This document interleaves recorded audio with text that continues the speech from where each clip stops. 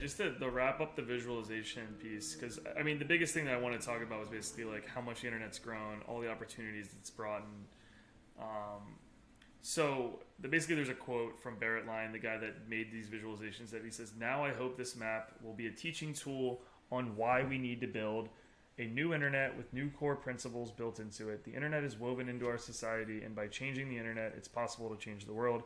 Basically, his argument is just to continue to evolve the internet to make it a place for everyone, and that it's this, that's this fluid, always shifting place.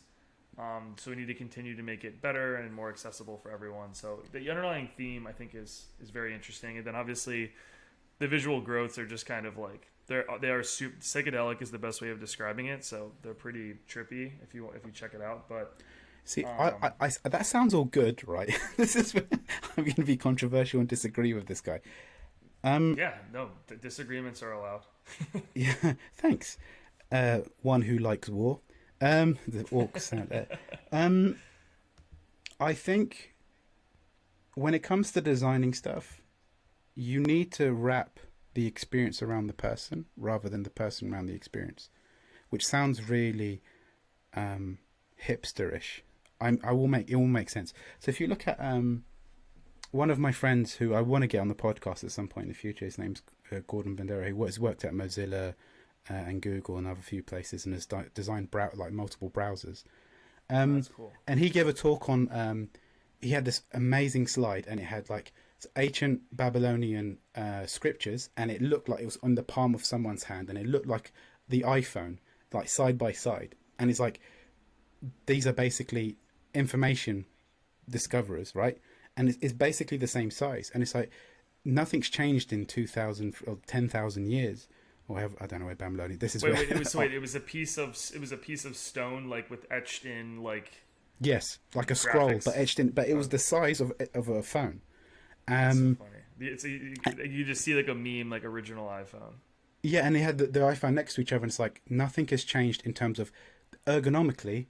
If you think about it from a conceptual level, someone's basically absorbing information. They're the same height, same size, and it's like perfect to actually hold.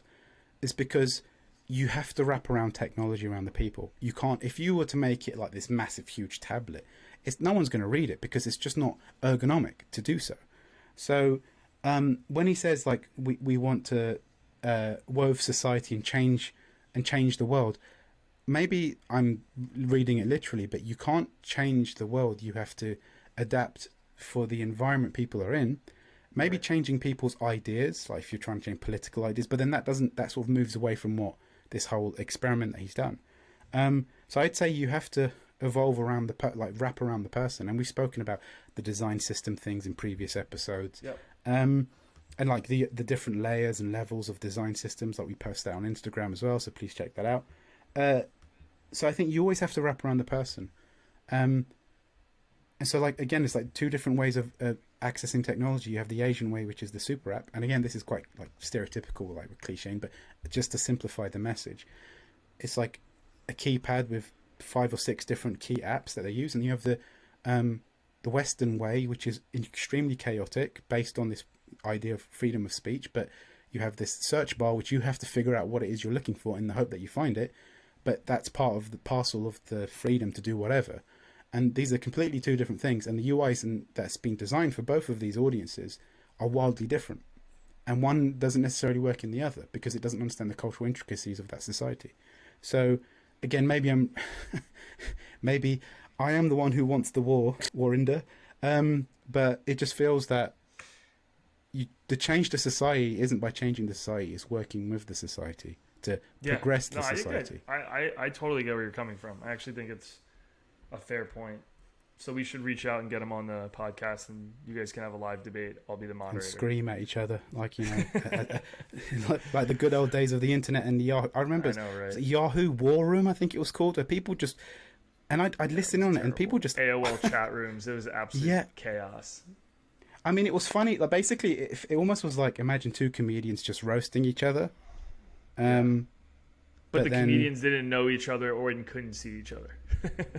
and were incredibly xenophobic. Yeah. Which is just like, the one thing I would say about this website that's annoying is I have like a scroll wheel on my mouse, and I can't just automatically scroll to go from these different, like, because the presentation is like the Instagram slides that you have where you're just tapping one thing to it, which is so nice. On your mouse, you can't do it won't Mousey auto wheelie advance? thing. Yeah, no, that seems. And I use, That I seems don't know, like a that's missed just me. opportunity. Yeah, no, I use that a lot to scroll. So do I. That's interesting that you can't.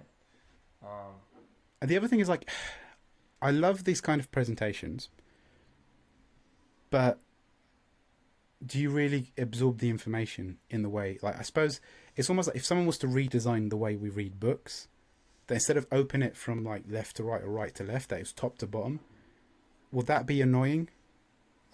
Like would that disrupt the way we absorb information? I would say that this style is actually reflecting how a book works, like where you're turning a page. In the internet, we are actually doing that. It's like a vertical scroll. Like we're basically having vertical books, and now it's moving back to like more, tappable landscape books. But I mean, maybe it's best for a tablet or touch device. Like this is perfect for touch, but not really for. It looks amazing. Check it out on mobile as well, because it's tappable on mobile. I prefer it on mobile, but I think it's very cool on desktop as well.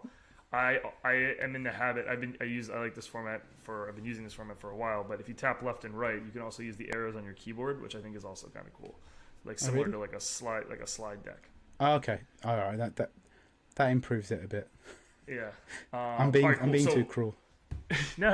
It's totally. I mean, it's new. You gotta be critical of new trends when they come out. Yeah, please don't check out my website. It's terrible and out of date.